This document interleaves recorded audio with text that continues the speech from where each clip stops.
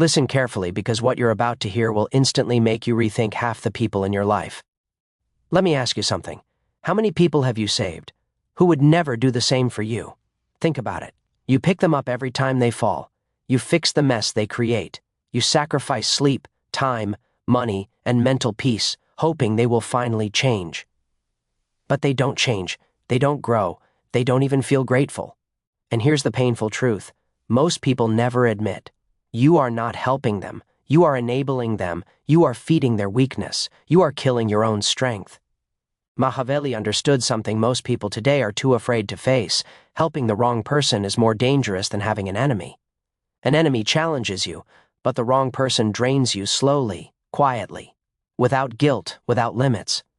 Think back to the last time you helped someone who was drowning in their own chaos. Did they rise, or did they pull you deeper with them? You already know the answer. And here's the dark psychological twist. The more you save a person who refuses to save themselves, the more they begin to believe your help is their right. They stop respecting you. They stop listening to you. They stop valuing you because in their mind, if you keep saving them, then you must owe them something. This is how good people lose power. This is how strong people burn out. This is how kind people get used, drained, and betrayed. But today, that ends because in this video, you're going to learn the 7 types of people Machiavelli warns you must never help. Not because you're cruel, but because they will destroy your time, your energy, your reputation, and your future. And at the end, you'll know exactly who deserves your help and who deserves distance. Before we continue, I want you to drop a simple affirmation in the comments. My energy is not free. Number 1, the chronically lazy. There's a kind of person you must recognize instantly if you want to protect your power. The chronically lazy, not the tired, not the overwhelmed, not the people going through real struggles. I'm talking about individuals who have turned laziness into a lifestyle. People who can work but won't. People who can take responsibility but choose excuses instead. People who wake up every day and make the same silent decision. Someone else will carry me. These are the people Machiavelli would warn you about immediately because they don't look dangerous. They don't shout. They don't attack.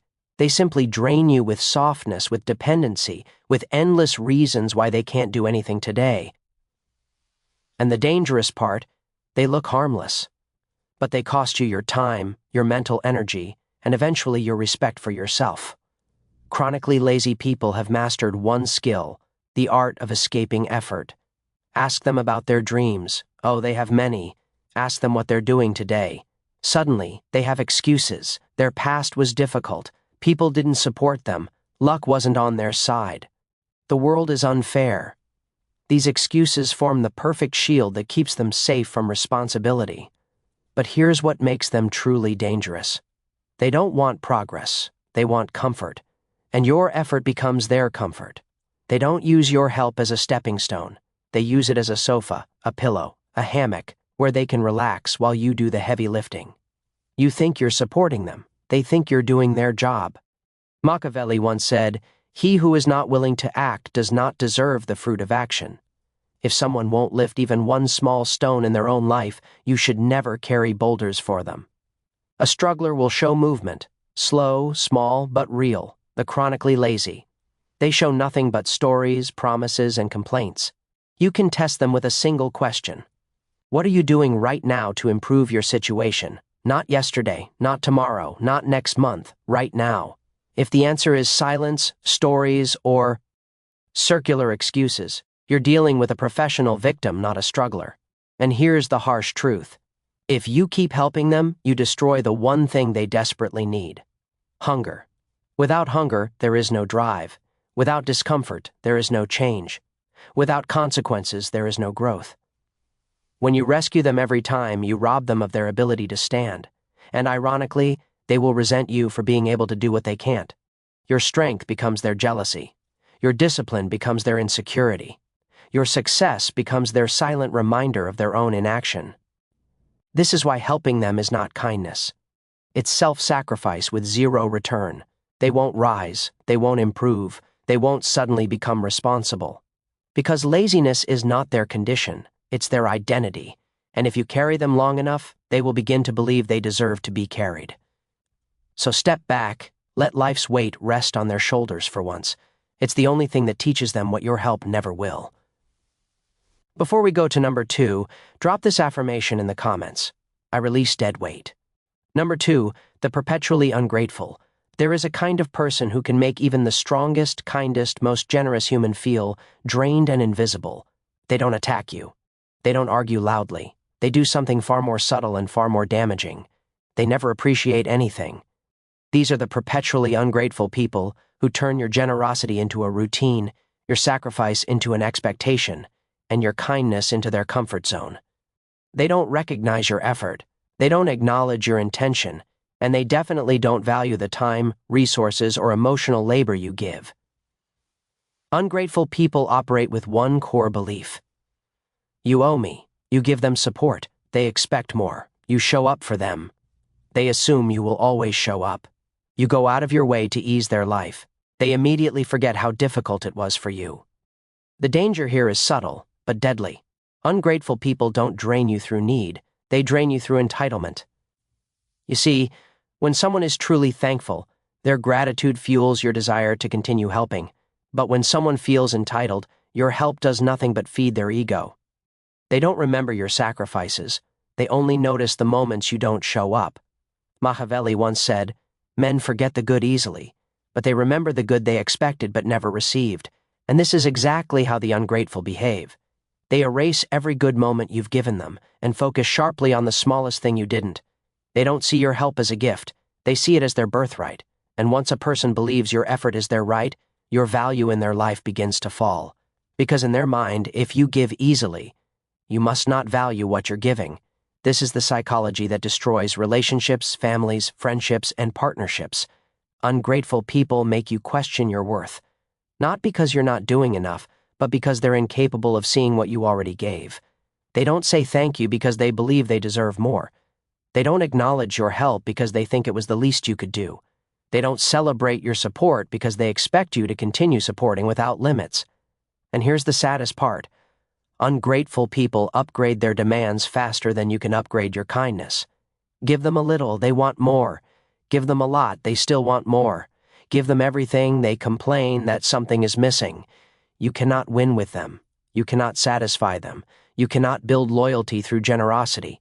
Because to the ungrateful, generosity is just an opportunity to take more without giving anything back. Your resources gone, your time wasted, your emotional energy exhausted, your return zero. And when you finally pull back, they won't reflect, they won't apologize, they won't realize their part. Instead, they will act offended. They will say, "You changed." They will act like the victim. This is why helping them is a losing game. You give up strength and they give back bitterness. You give support and they give back entitlement. Let them go. You do not exist to fill empty people who refuse to see your value. Drop this affirmation in the comments. My kindness has boundaries. Number 3, the arrogant and self-righteous. There is a type of person who doesn't need help, doesn't want guidance, and doesn't benefit from wisdom because in their mind they already know everything. These are the arrogant and self-righteous people who walk through life wearing a crown they never earned. They are not confident, they are not strong, they are not wise. They are simply in love with the sound of their own opinions. You can spot them easily. They interrupt every explanation. They correct others without understanding the full story. They reject advice before they even hear it. And most importantly, they mistake stubbornness for intelligence. Trying to help them feels like talking to a wall. But the wall argues back. These people aren't searching for growth, they're searching for validation. They don't want the truth.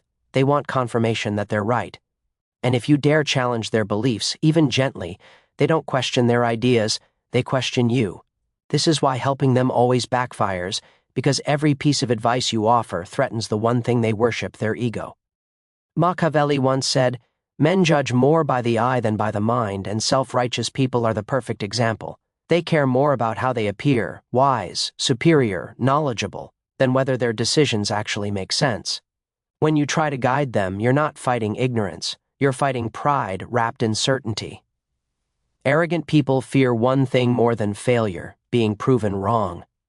They will hold on to a sinking ship just to avoid admitting they made a bad choice. They will defend a terrible plan simply because it was their plan. They will reject logic if that logic threatens their inflated self-image. And here's where the danger comes in. If you help them and things go right, they take all the credit. If you help them and things go wrong, they blame you. There is no winning position with someone who thinks they are above correction. They are emotionally allergic to humility. They see reflection as weakness. They see learning as admitting failure, and they see your guidance as an insult, not a gift. People like this don't grow until life hits them harder than your advice ever could. They need consequences powerful enough to crack their pride. They need silence deep enough to expose their own limitations. They need reality to humble them in ways no person can. And your job is not to fight their ego.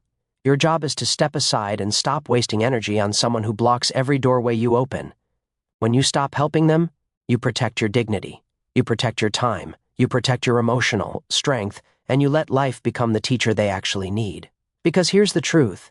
The arrogant cannot hear wisdom until their pride breaks, and you're not the one who should break it. I want you to drop this affirmation in the comments. I protect my peace. Number 4, the habitually wicked. Some people make mistakes. Some lose their way for a moment. Some fall into temptation because they're human. Those people deserve guidance, correction, and sometimes forgiveness. But then there is a different breed entirely, the habitually wicked. These are not people who slipped once. These are people who treat cruelty, deception, and harm as a lifestyle. It's not an accident. It's not a phase. It's who they have chosen to be. The habitually wicked don't just break rules, they enjoy breaking them. They don't just lie, they polish the lie until it looks like truth. They don't just manipulate. They refine. Manipulation until it feels natural. You can see it in their patterns. Every relationship they touch ends in damage. Every opportunity they receive turns into chaos. Every person who helps them eventually regrets it. Their talent isn't growth.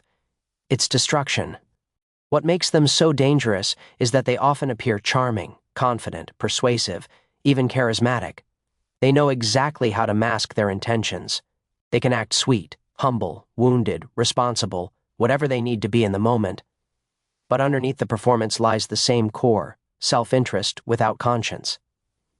Machiavelli once said, "A man who causes harm will do so whenever it is useful for him." And this describes the habitually wicked perfectly. If betraying you benefits them, they won't hesitate. If using your resources makes their life easier, they'll take everything. If dragging you into their darkness saves them from consequences, they will do it without guilt. Helping them is not kindness. It's collaboration. Every cent you give them becomes fuel for their next destructive act. Every opportunity you open becomes a weapon they will eventually use against someone, sometimes even against you. And here is the part that people ignore until it's too late. When you help the wicked, you inherit their consequences. When they lie, your name gets mentioned. When they cheat, you're seen as someone close to them. When they fall, you fall with them. Not because you helped, but because you stood close enough to look like an accomplice. Your reputation is currency, and the wicked bankrupt anyone who stands beside them. Even worse, they feel no remorse, no reflection, no guilt. They don't apologize. They justify. They don't regret the damage. They regret getting caught. They don't fix their behavior. They simply search for their next opportunity and their next helper. You cannot heal a person who doesn't see themselves as broken. You cannot guide someone who believes morality is optional. You cannot protect someone who enjoys creating chaos. The best way to deal with the habitually wicked is not redemption. It's distance. Cold, unapologetic distance. Cutting them off is not cruelty. It's self-defense. It's wisdom. It's survival. And remember, when someone chooses evil again and again, helping them does not make you good. It makes you a tool in their destruction. Before we continue, drop this affirmation in the comments. I refuse to aid darkness. Number 5, the incurably foolish. There is a person you cannot save, no matter how much knowledge, guidance, or experience you pour into them. These are not the ignorant. These are not the inexperienced. These are the incurably foolish people who refuse to learn from their mistakes, no matter how obvious, painful, or repeated. You see, a fool is not defined by lack of intelligence. A fool is defined by stubborn refusal to grow. They have all the opportunities, all the resources, and all the advice in the world, but they ignore it. They ignore it because they believe they know better.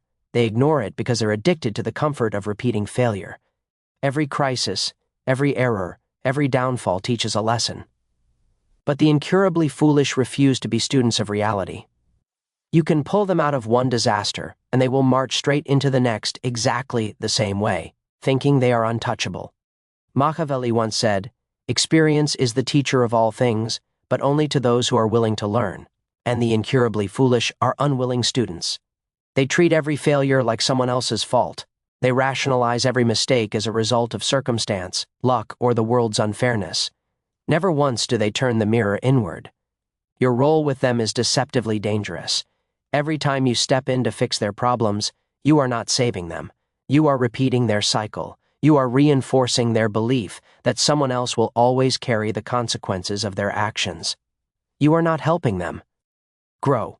You are enabling their folly. The pattern is always the same. You give advice. You provide guidance. You offer support.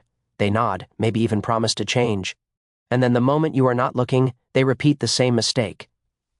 This is the cruelest truth about dealing with fools. Your words, your time, your energy, every effort is wasted, not because they cannot learn, but because they refuse to learn. And here's the subtle danger that most people overlook. When you continue to save them, you drain your own life force. You exhaust your patience. You weaken your boundaries, and you risk dragging yourself into their recurring chaos. Machiavelli's wisdom here is sharp and direct. He who continually rescues the foolish only binds himself to their misfortune. The incurably foolish will never thank you. They will never respect you. They will never grow into the person you hope they will become. The only way to protect yourself and to let reality teach them is to step back. Let them face the natural consequences of their actions. Let them feel the sting of failure, the discomfort of mistakes, and the isolation that comes from repeating folly. Only then, if ever, they might recognize the lessons that your guidance could never make them see. It is not cruelty to stop rescuing them. It is discipline. It is wisdom. It is survival. Remember, your role is not to carry the unteachable. It is to invest in growth, in learning, and in those who are willing to evolve. Drop this affirmation in the comments. I release those who refuse to learn. Number 6, the master manipulator. Some people don't ask for help, not directly, not honestly.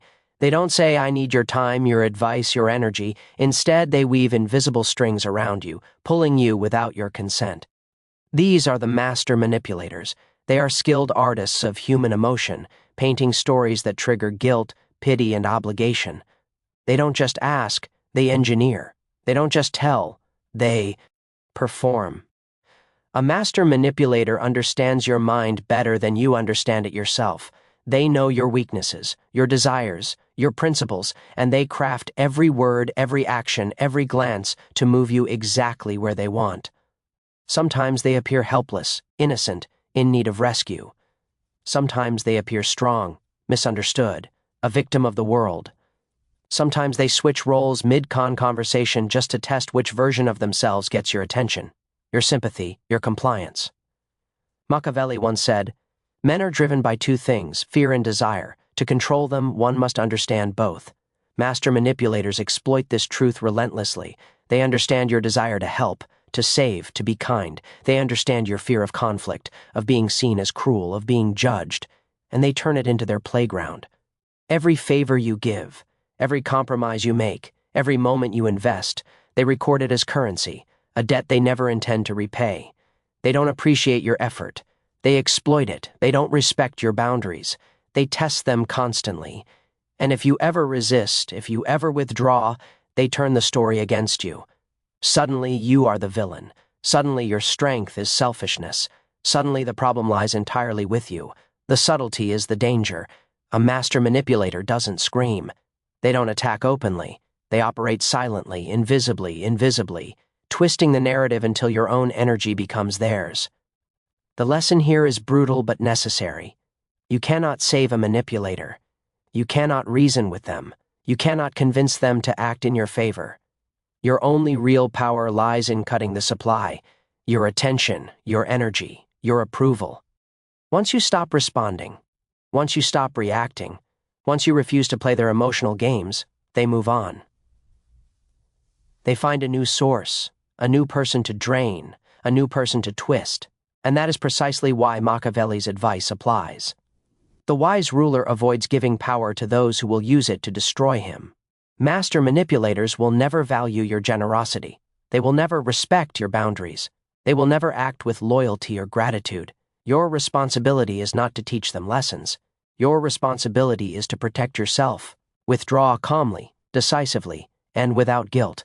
Your energy is not theirs to take. Your kindness is not their right. Your life is not their playground. Drop this affirmation in the comments. I take back my power. Number 7, the unrepentant rebel. There are people who know the rules and choose to break them anyway.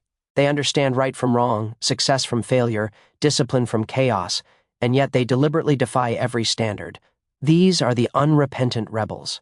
Not lost souls, not confused wanderers, not those who are unaware of consequences. These are individuals at war with reality itself. They see the line and their greatest pleasure is crossing it. They know the limits and their instinct is to push further. They understand the stakes and still they gamble recklessly. You can give them advice. You can offer them wisdom. You can pull them back from disaster. And they will smile, nod politely, and continue exactly as before. The unrepentant rebel doesn't change because someone else tries to change them. They change only when they tire of their own chaos, and that exhaustion is never brought by your intervention. Machiavelli once said, "A wise ruler must know when to use force and when to let the inevitable unfold," and this is the principle. With unrepentant rebels, your help cannot force insight, your guidance cannot force growth, your sacrifice cannot force responsibility. Every effort you make to save them is inverted, turned against you. Your time becomes a resource they exploit. Your patience becomes a tool for their rebellion. Your loyalty becomes their expectation. And the more you fight for them, the less they fight for themselves. The unrepentant rebel thrives on attention, on resistance, on the energy others expend trying to correct them. They enjoy watching people exhaust themselves on causes they will never honor. They take satisfaction in knowing that the world bends around their whims while consequences are someone else's problem. Here's the harsh truth. You cannot fight someone else's defiance with mercy or effort. You cannot impose change from the outside. You can only observe and protect yourself. When dealing with the unrepentant rebel, your first responsibility is your own boundaries. Do not confuse endurance with strength. Do not confuse intervention with love. Do not confuse sacrifice with progress. Let reality, not your efforts, teach them the lesson they refuse to learn. Let natural consequences weigh in. Let the discomfort of their repeated choices become the teacher you cannot be. And remember, this does not make you cold. This makes you wise. This makes you strategic. This makes you untouchable. The unrepentant rebel is a storm.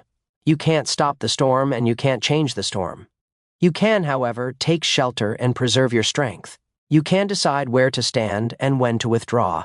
You can ensure that when the storm passes, you remain intact and they remain in the chaos they chose. Drop this affirmation in the comments.